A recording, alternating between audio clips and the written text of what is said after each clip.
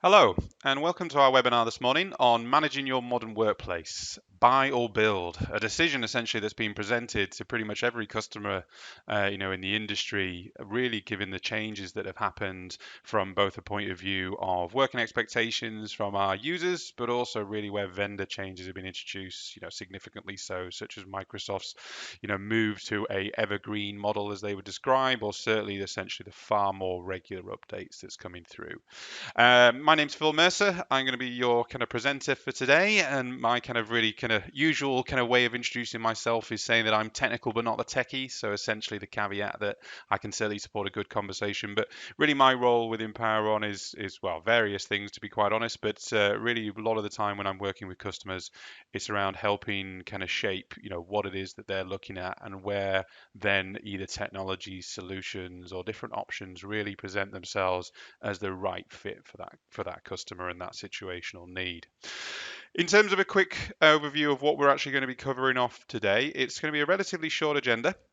So we're going to really just kind of talk a little bit around, kind of factors that we've seen with other customers and in the industry and market around what's driving and affecting organizations. And then we're really going to be using this session as well to kind of give an overview of the option around if you wanted to choose to buy rather than build. And that's really when then you can start to adopt these best practices around your ongoing management of your workplace through something that we refer to as our smart teaming service or smart service as it kind of tends to go by as the simple bits. We'll just simply kind of cover off a little bit of what that kind of benefits kind of outline too, and then really how you can get started as an organization with that service if it was something that you might be interested in understanding a little bit more, or even just getting a bit more information around the options that kind of tend to make sense for yourselves.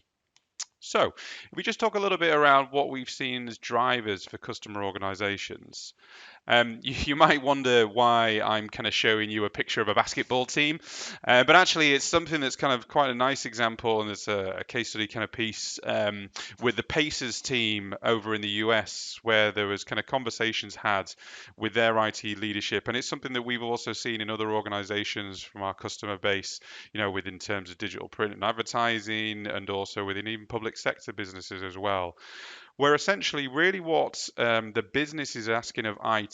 now is that they want their organizational piece and also the IT teams want to be focused on more of what would be referred to as those business IT services. So in essence, what we're really kind of seeing here is this idea that actually what's driving the Pacers as an organization and as an IT team is how can they help their team perform better and how can they essentially really kind of give a lot more telemetrics around the actual kind of player's performance, kind of get really capturing real-time information and live feedback around different metrics that actually kind of work across the game. How do you monitor fan experience and kind of sentiment and feedback?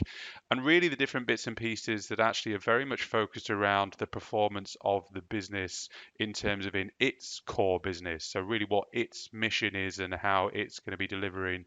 its external kind of services and faces to the organization.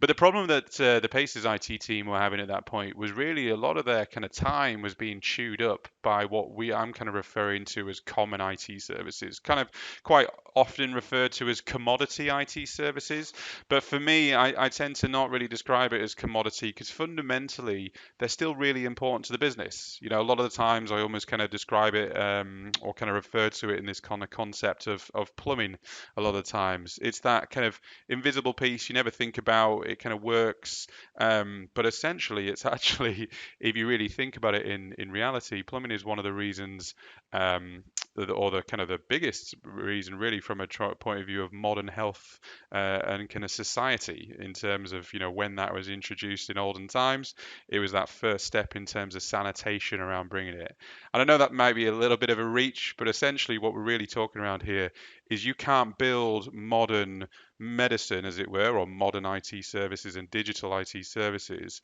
without the fundamentals, and the fundamentals done to an excellent degree and an excellent delivery. But that was chewing up a lot of time. So, the usual things you'd kind of expect with those kind of common IT services, desktop imaging, builds, software deployment, and kind of managing and mediating those things. And a lot of that obviously was just kind of dragging their teams away from what it is that the business wanted to try and do, and also what the IT teams really wanted to be focused on from a point of view of their kind of daily spend and time. If we kind of combine that in with also what we're kind of seeing from a change within respect to the vendors, traditionally speaking, we've always kind of had and worked to in the industry certainly from a desktop perspective, a traditional kind of refresher, which would be pretty typical to see 5 years. Sometimes you can see longer depending on your industry, but kind of a 5 year cycle would be a fairly common average, with maybe a 3 year being someone who's pretty prompt on the refresh cycle, or seven, even 8 years in some other bodies where they're really trying to sweat those assets as much as possible. The kind of the change and the challenge that's now really kind of being presented to us is essentially what we're seeing is that really those modern kind of vendor pushes, or the modern requirements, both from a point of view of technology and the space of change, and it's been driven very much by the vendor market in a lot of ways. But you do see that drive from the vendors also being around how they can enable new ways of delivering specialized services. So if we talk in Microsoft for a second, they will talk around the ideas of very much the intelligent edge, and that really does see around how they're kind of working to enable an environment, enable a system, which means that all of your connected devices and all of your connected systems are really working in unison. But that does mean that to be able to get that level of engagement with your actual audience and with your information and data feeds, you need to be able to constantly update, constantly ensure that you're evolving your technologies to leverage the best and latest. And that really pushed then towards essentially something that would give a far more regular cadence. With that, really we're seeing the enterprises adopt it from a perspective of saying really a 1 year refresh cycle. Now, technically speaking, of course, the actual refresh is every 6 months, but normally speaking, you wouldn't certainly see an organization adopt it at that pace. And although technically you could try and space it out a little further if you wanted to from a technical support bias, it really is tending to find now that customers are moving towards this 1 year refresh, because it's not just the operating system that is affected by this, it's obviously what the operating system will then support around the surrounding products that customers may have adopted in, say, other Office 365 services or other devices or other bits and pieces as well. What that's essentially meaning is what you'd have seen traditionally in a 3 to 5 year cycle, where typically it would have been a relatively major project for a customer, and they may have resourced in additional staffing and headcounts and other bits and pieces. That kind of workload and effort, is probably not necessarily quite as linear as this, but even if you were to kind of take it as a view, you really are talking around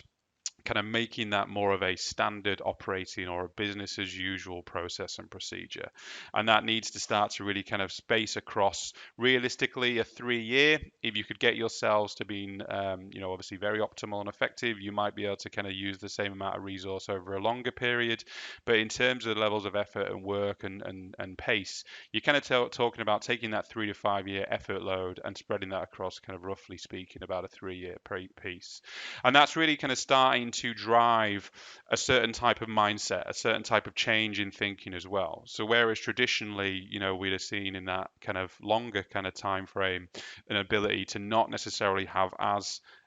shall we say, a stringent a focus on how we were distributing software, because once it's out there, it's going to maintain relatively static for a fair period of time, and similar in motion as well to policies and the need in terms of actually how the image build or image configurational side of things would play in. So you would tend to have an environment that would organically change and organically transform and require management, yes, over the period of that 3 to 5 years, but relatively speaking, from a point of view of core foundational elements, stay fairly static. Now we're talking around a situation where essentially the environment, even at the foundational elements, is going through regular and consistent change, which means then a need to move to a strong operating management profile based around very much, kind of automated or kind of system driven approaches as much as possible to try and eliminate that manual overhead, that physical interaction with devices, and fundamentally a unsustainable amount of increased overhead for your IT team. Now, we think about this in terms of actually, what are kind of best practices that people are looking at in terms of how, kind of taking some of what would have been nice to have previously and really bringing those into, must-haves in terms of what you need to be able to do. So if you were going to look to try and start to build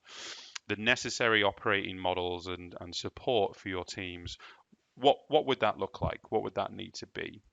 So, what we'd be really starting to talk around is a number of key points that need to start to be thought through. So, first of all, it really does fundamentally bring into focus that you need an enterprise deployment management tooling, primarily because what we're really wanting to try and achieve within this is, given the consistency and constancy of change, we need something that we can really move towards a more modern and zero touch mindset with respect to both how we introduce devices into our organization, but how we can manage that actual organization lifecycle relevant to the device in terms of how feature updates or even systems and software delivery and other bits and pieces are brought to the device. That means, as we're there, how we drive software distribution. Traditionally it's been common that organizations would introduce quite a bit of manual software, a lot of tail software as well, in terms of, naturally speaking, that's going to be the case. And it could have just been, oh, well, we'll just quickly deploy it onto the device because that's easier. And that organic growth of software is also quite typically why you have such a large application overhead when you've gone through traditional migrations, which I'm sure probably most of us here could certainly appreciate. Now, although it'd be a lovely idea to say that we could eliminate the manual distribution of software to devices, that's probably impractical in terms of in doing it in a complete sense. However, the focus must be towards driving to a heavily minimized set. Also, really obviously combined in with that, you're looking to try and then modernize your kind of software in your application stack. You do see obviously a lot of vendors now moving towards the kind of the more SaaS cloud orientated models. So that does obviously help, but fundamentally it also takes an organizational focus, but must move towards essentially system driven rather than manual or other methods for essentially distribution of software. We do also really need to ensure that, previously you'll see quite regular inconsistencies, certainly in larger or more globally distributed organizations, but even within, kind of localized organizations as well. Not necessarily a consistent or certainly a strong consistency and clear documentation around the build and the standards for that and how that's actually then been managed and developed with respect to it going forwards. Given, again, the regular and foundational changes that will be happening within the image, it is a requirement really to ensure then from a best practice you introduce a much stronger rigor around how you would deliver your organizational config. That's pretty important for a number of reasons, but fundamentally to actually ensure that both generally security and configuration is improved, but really it's around when you come towards actually then applying feature updates, which are essentially an upgrade to your device or essentially a migration, if you will, then you need to be able to have a level of confidence that you're not going to find heavily varied scenarios and hence your success rate being substantially lower than what it would be. That can also be combined in with really a consideration that you want to try and leverage as many of the native OS services and functionality as possible. And what I primarily mean by that is starting to think around your security stack, the different bits and pieces that sit across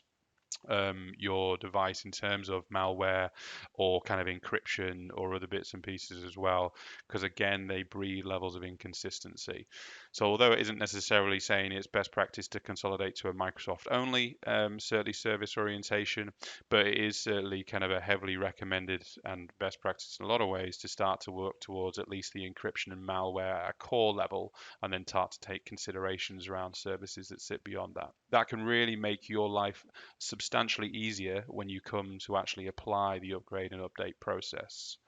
A key next step would really be around then also how we start to address the user policies, the user settings, and the user data, and really working towards moving towards what we'd kind of refer to as stateless,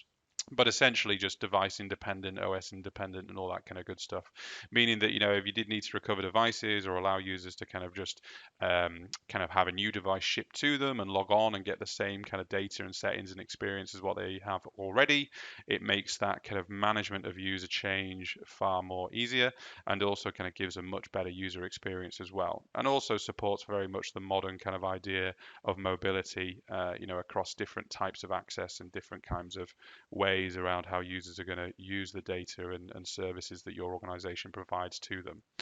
That brings into the context then around really saying that if you're going to have stateless data and users moving around and other bits and pieces, you need to also be able to ensure that you've got a profile that allows you to manage those users and manage that systems and services anywhere they may be.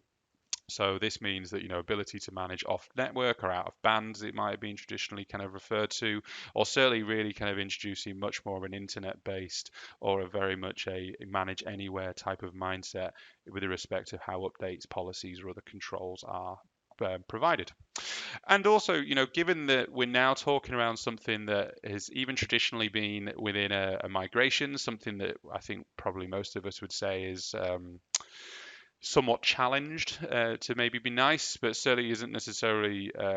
something that always would have the best kind of process. But it's normally a focus, don't get me wrong, but is that user engagement and user feedback. The situation now, of course, meaning that with the process being a much more regular basis, you are going to be looking towards it,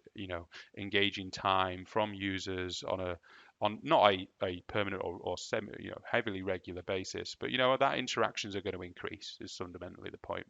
And what we really need to ensure that we do is then try to again bring in introduction of methods that the process that you're applying to update takes that into consideration. So how that feedback is provided to users, how those communications are managed, and working towards driving to self-service options wherever possible. Now, these things are all capable within differing management tools, processes, and configuration. A number of them from direct Microsoft tools that you may own under your Microsoft 365 solutions, but these are all kind of key elements that would really bring a best practice process and approach that you could then kind of pull together to introduce much more of a business as usual operating procedure. If we start to think around how that would actually align then in terms of what that would mean, say, let's take the actual Windows process flow in terms of what we're kind of talking around. If we have a number of these tools in place, what this would allow us to do, and this is very much a best practice that's used across many organizations that we work with, but very much also kind of tried and tested in very large organizations, big banks and other bits as well as obviously smaller organizations in terms of how to apply that appropriately. But this process flow gives us a way of really starting to move towards that streamlined, automated, and controlled kind of business as usual and strong operational process that we can implement for how to manage Windows feature updates, essentially the migration on an annual basis.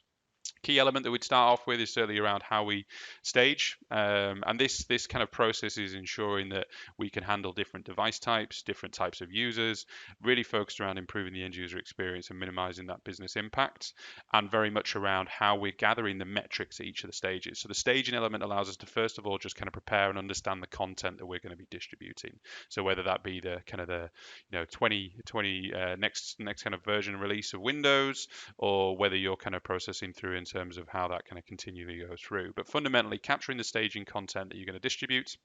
we then start to think around going through a pre-assessment checks. So we would have this built into the system where essentially these pre-assessments would be run across the full system estate, and then based on devices passing that pre-assess stage, they'd automatically be promoted in to essentially the next collection set or the next stage of the process. That would see us then actually bring that staged content and pre-cache it across the environment or across the compliant devices at this stage. So this would be invisible to the users, and it would be done to ensure minimal network impact and other bits and pieces, but essentially would mean all content is out there. So we can do this because we can just manage this over a regular period, and it's now becoming, as I say, a more business as usual task. And combined in with that pre-caching of content, what you should be looking to do is at that point also doing a next stage compatibility scan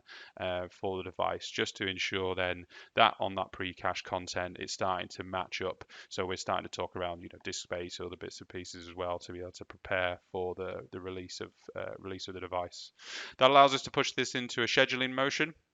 Scheduling obviously can be a little bit biased towards the organizational structure and kind of 24/7 services and other bits and pieces. So it is important to say that you really look to base that scheduling on the parameters and user engagements. But obviously what you want to do is work towards as a standard agreed interaction model that you'd have with your user and with your different departments. Also, what we would certainly encourage and what you can do within this kind of process and system flow is try and engage as much self-serve options as possible. schedule. So promote that out to users, make them aware, allow them to be able to actually schedule their own cells and not necessarily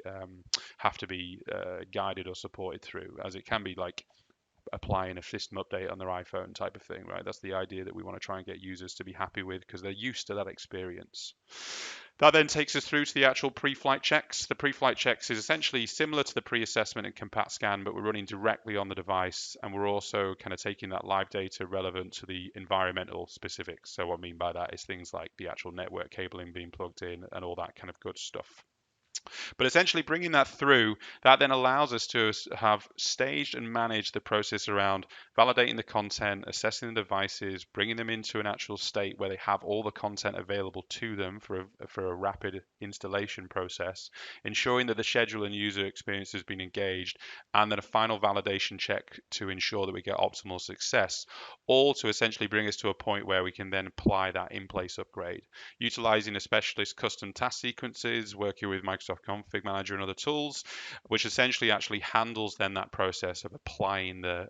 image and the new updated service that we've gone through, as well as any remedial actions such as disk cleanup or removing of bad apps or other bits and pieces that might happen. And then that brings us back to essentially the staging cycle when we're ready to deploy the next service. So that's just a quick, relatively speaking, summary of the kind of the different things that we're seeing, and also some of the kind of best practice or recommended practices, that we're both seeing helping customers adopt, but also where you've got that choice, as I say, around if you could, what would you do around whether bringing that kind of skills and capabilities into your team, or whether actually, as it's common IT services, whether you feel that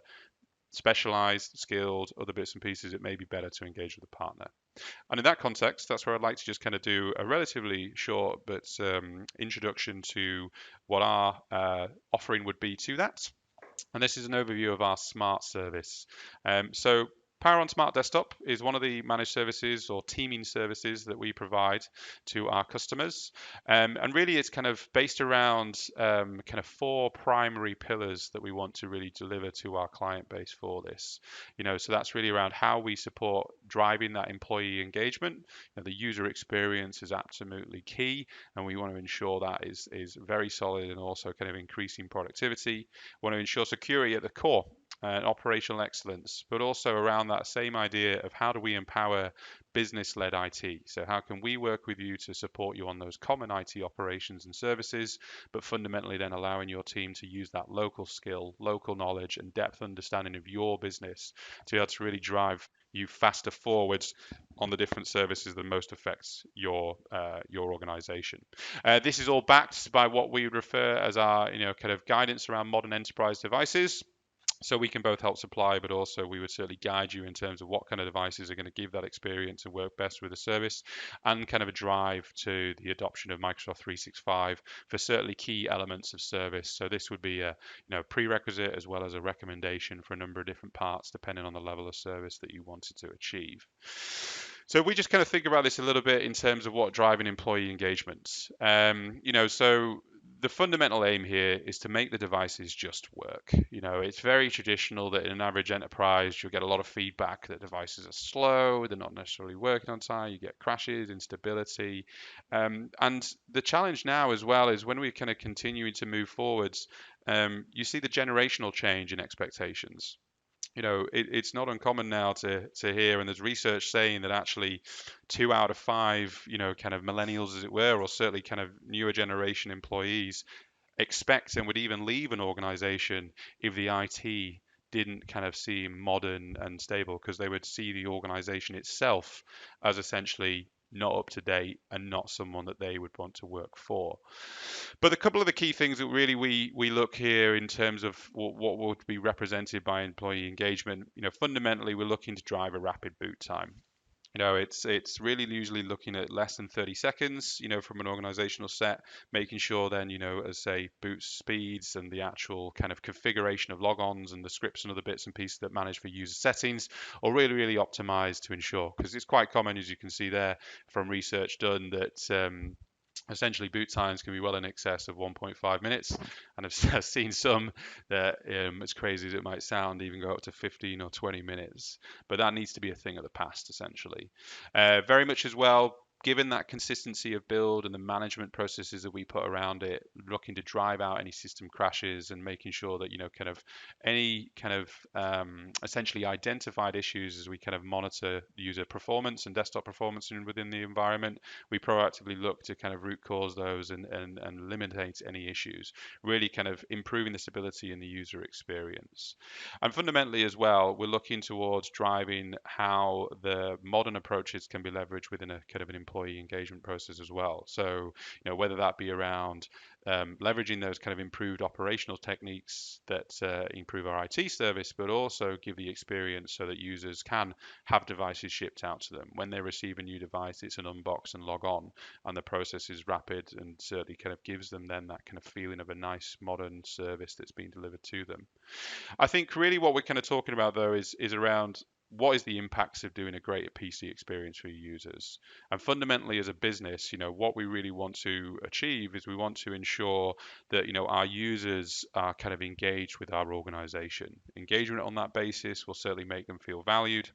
And if we look at it in the grand scheme of actually where businesses spend and invest money into the organizational set, your staff is always going to be your largest expense in any major kind of service-based or kind of organizational standpoint. And it's critical then that you get the most from them, because for relatively speaking, what would be a minor spend, you can then certainly deliver a far greater improvement in your morale. You can get those employees to really feel valued by your organization. So that great PC experience will make them feel on a regular daily basis because it's the thing that they are using the most. They're going to feel that value and feel that kind of company loyalty in terms of obviously from that. That gives you that kind of key piece around feeling that engagement, which will typically lead users also to go that little bit extra further forwards for you. And obviously just kind of drives that additional productivity for your organization as well. So certainly something key that's going to deliver great benefits to you, but fundamentally improving morale and really around how you can get the most from your most valuable assets, which is your people.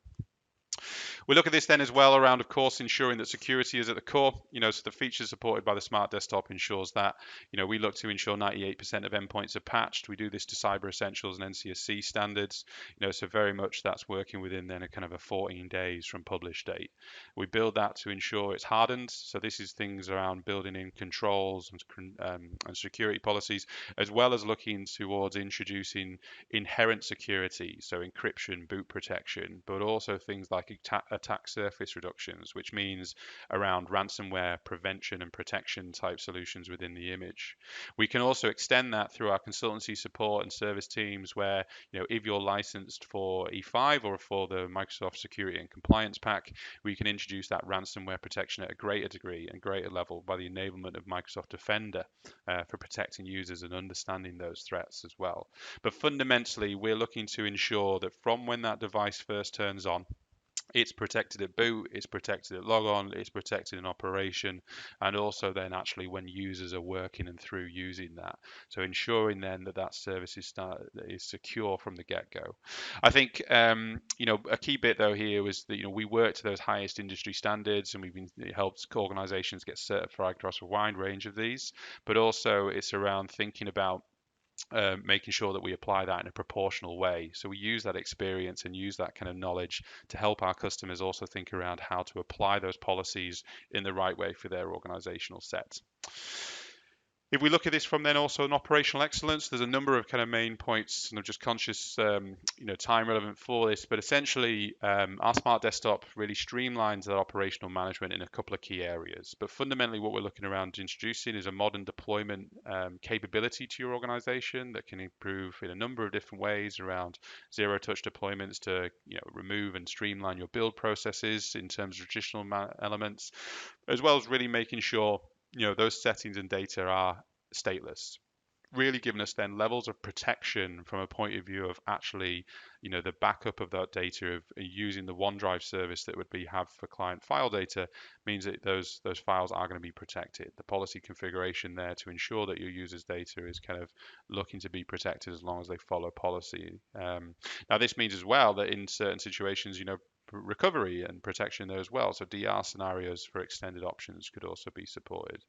We do look to ensure that we build in like really detailed service information and guidance and reports that can both really feed back to your kind of IT service team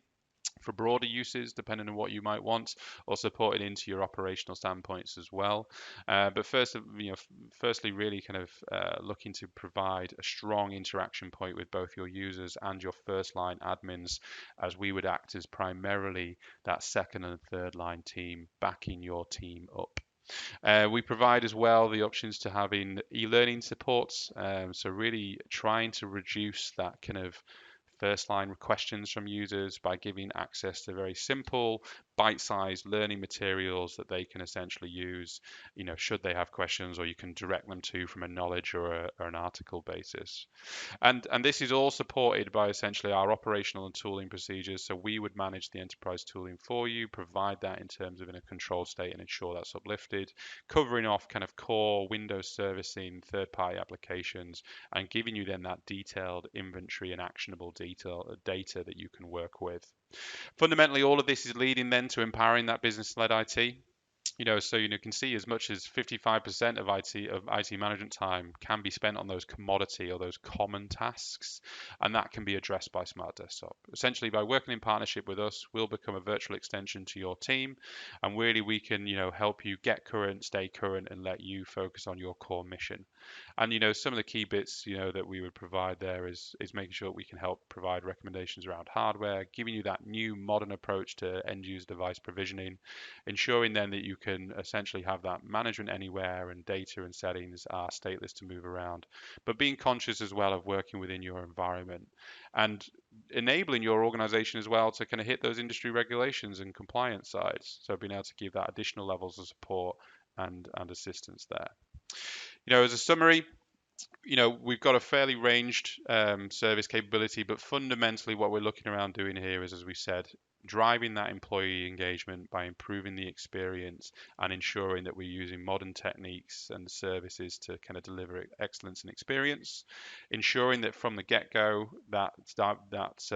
service and device is secure, really kind of ensuring then from first turn on to user interactions is protected and got support and cover. And delivering operational excellence to make sure that your team can be confident as you are in yourselves with us, and making sure that we can absolutely provide a very good tie-in and integration to you, really allowing your team then to get focused, as we say, on what your core mission is and move away from having to manage those common IT services that traditionally chews up a lot of the IT support team's time. If you're interested in learning more or getting to know how you could get started, then essentially, there's a couple of prereqs that we would kind of really work to. We can support you to get ready to that, but really it's around things like your estate running Windows 10. We'd look to use Azure Active Directory, but basic is fine. But fundamentally, we'd really be looking to get you into a place where you've got the M365 E3 licensing in place. That gives a number of key capabilities that can be leveraged around, kind of modern office, modern management toolings, and other bits and pieces. But if you've got that, we'll help you leverage it. If you haven't, we can help you in terms of understanding what that might mean or why you might do that. And we can do that through, speaking to your PowerON account team member or reaching out to us, and we can conduct what we refer to as a business alignment workshop. It's a no expectations kind of a session where essentially we can work with you to kind of capture information, gather guidance, and really then decide how you might want to use that. That will basically produce a specification for you, and then it's absolutely your discretion around how you want to use that, whether you want to use that as a market activity and go out for quotes or other bits and pieces. We're quite happy because we're confident in the service that we provide for you. So if you'd like to get in touch, please do. You can get in touch with us from a number of ways. But certainly kind of just drop us an email through or kind of reach out to a team member or just give us a call if you'd like. We're really happy to chat. But I'd like to thank you for listening to me today, and that is the end of our webinar. We're just going to go through any questions that you may have now, but otherwise, thanks very much for attending.